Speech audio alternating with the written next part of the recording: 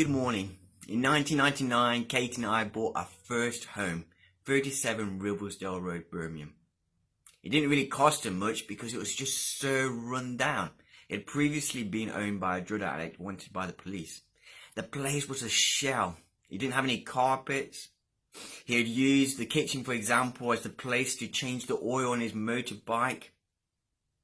He had buried a few dogs and a few motorbikes in the back garden. It was a tip. And so we did a restoration project. Some things we just had to strip out and replace. Other things we just stripped back to the bare bone, like the warped walls, and then we just repainted them.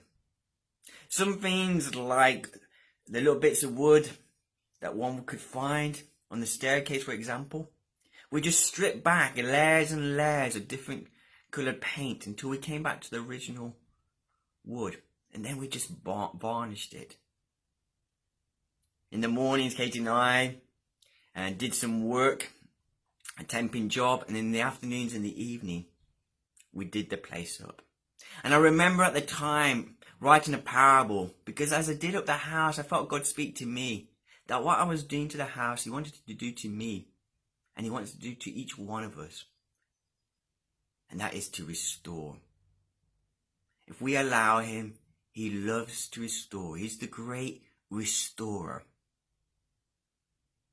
A verse that hit me a few weeks ago is found in Deuteronomy chapter 30. I'm going to read all the way from verses 3 to 8 in the Message translation. And it says this: God, your God, will restore everything you lost. He will have compassion on you. He will come back and pick up the pieces from all the places where you were scattered.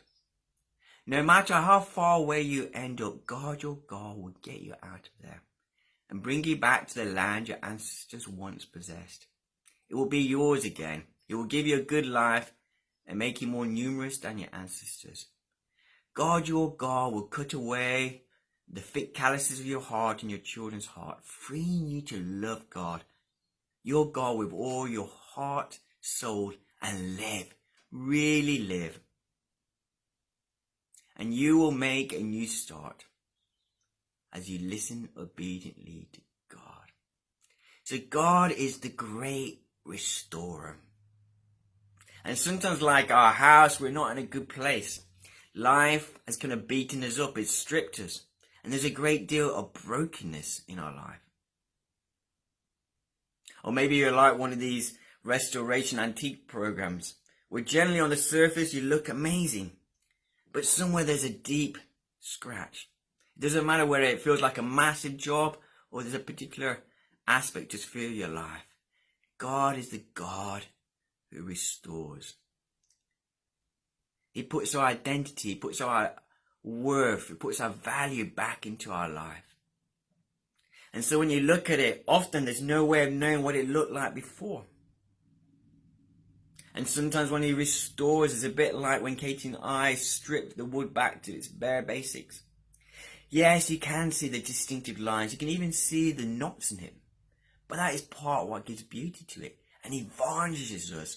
It's like He wants to highlight how He can take those twists and turns and knots in our life and just bring such beauty out of it. So I'm not sure where you are this morning. May you feel like our house that we had in Birmingham. You need a total regut of the house.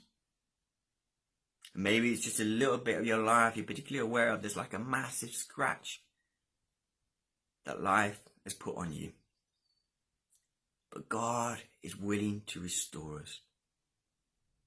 He's willing to bring us back to who we were truly meant to be before the fall and the implications of the fall and life just marred us. I love what Deuteronomy says, that He will bring back those pieces. He will bring you back and He will free you.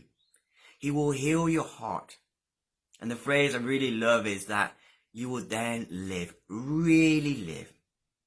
This morning, my challenge to you, to myself, is do we really want to live? Let's put ourselves again into God's hands. Whether we feel partly broken or totally broken, in each one of us, there's always something God is desiring to restore, if we are only willing to place ourselves, every bit of ourselves, in his hands, to let the great restorer restore us. And as he restores us and we allow him to restore us, and we model that great restorer through our lives, we can also begin to restore the communities in which we live.